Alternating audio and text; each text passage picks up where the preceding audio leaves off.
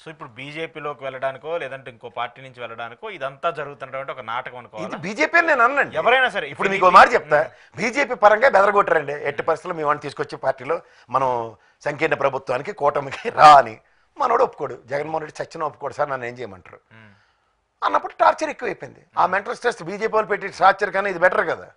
వాళ్ళే మామూలుగా వదలరు. మర్యాదకు వస్తే వాషింగ్ పౌడర్ నిర్మ లేదా లేదంటే ఈడీ, సిబిఐ, FBI ఇంకా అన్నీ ఉంటాయి.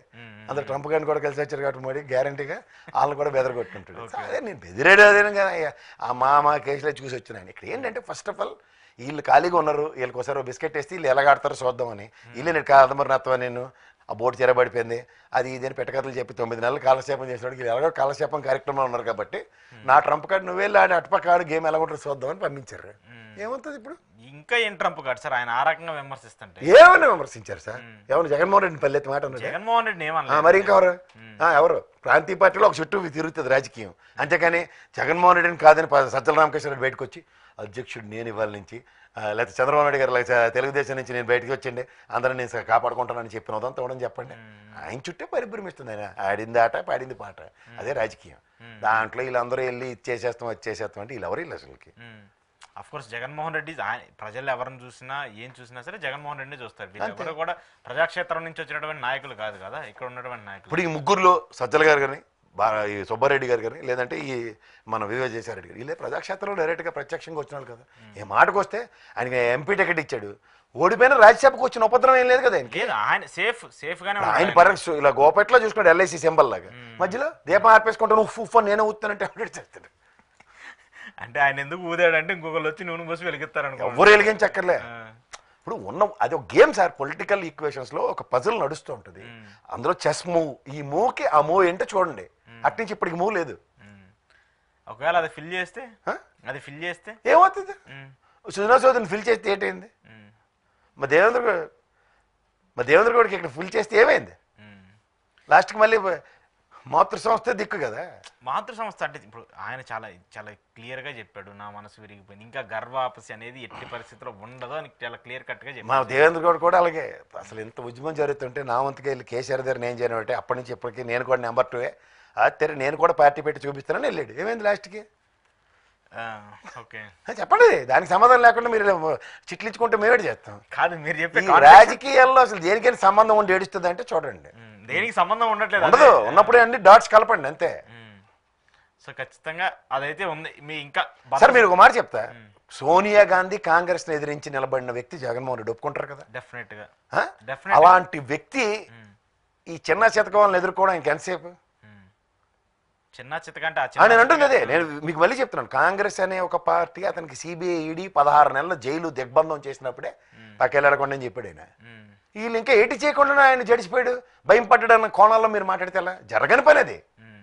నేను అనుకుంది నేను చేసి తీరుతా, అదే జగన్మోహన్ రెడ్డి. దాంట్లో వీళ్ళందరూ అల్లాడు చెప్పేట విన్నాడట అన్నది కాదు. సో వీళ్ళు ఎంత చెప్పినా కూడా ఆయన చేయాల్సింది ఆయన చేస్తున్నాడు అంటారు. ముఖ్యమంత్రి స్థానం బ్యూరోక్రాట్స్కి బలైపోతూ ఉంటుంది సార్ ఎప్పుడు, అది ఏ పార్టీ అయినా సరే.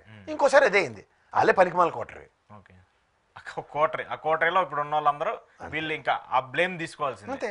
సుబ్బారెడ్డి ఉన్నాడు, ధర్మారెడ్డి చేసి దరిద్రం అంతా భరించాడు కదా, తీసుకున్నారు కదా ఆయన తీసుకున్నాడు. ఓ పక్క రక్తం తాగేస్తుంటే ఆ దరిద్రం అంతా అందరం భరించి వచ్చాం కదా. ఎవడో నువ్వు పక్కెళ్ళి ఆడుకోమని చెప్పడం ఎంతసేపు? ఇప్పుడు ఇదే ఈవో శ్యామలరావు ఉంది, అది కంటిన్యూ అవుతుంది కదా టీడీపీ పరంగా. ఇది అక్యుములేటెడ్ నాన్ సెన్స్. ఈ బ్యూరోక్రాట్స్తో ఉన్న ప్రాబ్లం ఏంటంటే వీళ్ళు 30 ఏళ్ళు గ్యారంటీగా ఉంటారు గోపేటలో లోపల. ఈ 30 ఏళ్ళు ఎవడు 5 ఏళ్ళు వస్తే అన్ని ఎలా మలం రాస్తారన్న దాంట్లో at the cost of party leaders ఉంటుంది. అక్కడ వాళ్ళు సంయమనం విజ్ఞత పాటించకపోతే ఇలాంటి కాన్సిక్వెన్సెస్ ఉంటాయి. అది ఎవడైనా ఉండండి. ఓకే, అందరూ తెలుగుదేశం అతీతం కాదు, వైఎస్ఆర్సీపీ అతీతం కాదు, ఇంకెవరు అతీతం కాదు, ప్రాంతీయ పార్టీలు అంతే. ఇప్పుడు జగన్మోహన్ రెడ్డి ఏమైనా మారతాడా? ఎవరి కోసం మారాలి? ఎవరి కోసం మారాడు? అసలు మారాడు. అది గుర్తుంచుకోండి, అది అండర్లైన్ చేసుకోండి ఫస్ట్. ఎందుకు మారాలి కదా? ఇప్పుడు ఏమైందని మారాలి? ఈక్వేషన్ జరుగుతున్నా, ఇన్ని ఇబ్బందులు జరుగుతున్నా, పార్టీకి సంబంధించి పునరాలోచన చేసుకుని స్టెప్ బై స్టెప్ తీసుకొని వెళ్ళాలి కదా. అలా కాదండి, ఇప్పుడు దేనికి మారాలా? ఇప్పుడు ఎన్డీఏ కూటమిలో నేను చేరను అన్న మాట ఉంది ఎగ్జాంపుల్. అది విజయసాయిరెడ్డి మనోభావాలు గాయమైపోయి అదే నేను నరేంద్ర మోడీకి మాట ఇచ్చొచ్చాను లేకపోతే అమిత్ షాకి మాట ఇచ్చొచ్చాను అనుకున్నాడు అనుకోండి, ఎగ్జాంపుల్ చెప్తున్నా. దానికి జగన్మోహన్ రెడ్డి ఎందుకు మారాలి? Why should he yield? పవర్లోకి రావాలంటే మారాలి కదా. అంటే పవర్ కోసం ఎవడు గడ్డికారాలని రూల్ ఉందంటే చెప్పండి. జగన్మోహన్ రెడ్డి 2014 రైతు రుణమాఫీ అప్పుడు చేయలేడా వేలంపాట? వీళ్ళు పెట్టిన 6 బుల్లెట్ పాయింట్లకి ఇంకోటి కలిపి నేను ఆల్రెడీ గవర్నమెంట్లో ఉన్నాను, నాకు తెలిసి సాధక బతకాలని 6+1 నేను వేయలేడే. అలా ఏలాగే చేశాడంటారా?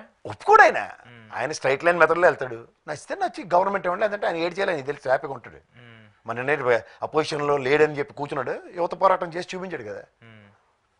చూసారా వైబ్రేషన్స్ ఎలా ఉంది? వైబ్రేషన్స్ ఉంటాయి ఎక్కడక్కడ, ఎవరికి తగలాలో అది తగిలే. తగిలిందా నిన్న పెద్దగా? అంటే మీడియా ఛానల్స్, కొన్ని మీడియా ఛానల్స్ చూపించగా చూపించాల్సింది ఎవడో చూపించడు, ఒకడే చూపిస్తాడు. ఆ సాక్షివాడికి కెమెరా పెట్టడం కూడా రాదు, మొహమాట లేకుండా చెప్తున్నా. ఇంకా మిగిలిందల్లా ఈ తపేలా ఛానల్ సచ్చినా చూపించు. ఈ దరిద్రానికి కూడా విజయసాయి రెడ్డి ఇదే ఇక్కడే కొంపలంటూ పోతున్నట్టు సిఐడి వాళ్ళు పిలిచారు అదే రోజు. ఇంకేముంది అంటే ఇది భూమి అవుతున్నప్పుడు ఆ బ్లాస్ట్ ని బ్లాస్ట్ చేస్తా ఉంటారా?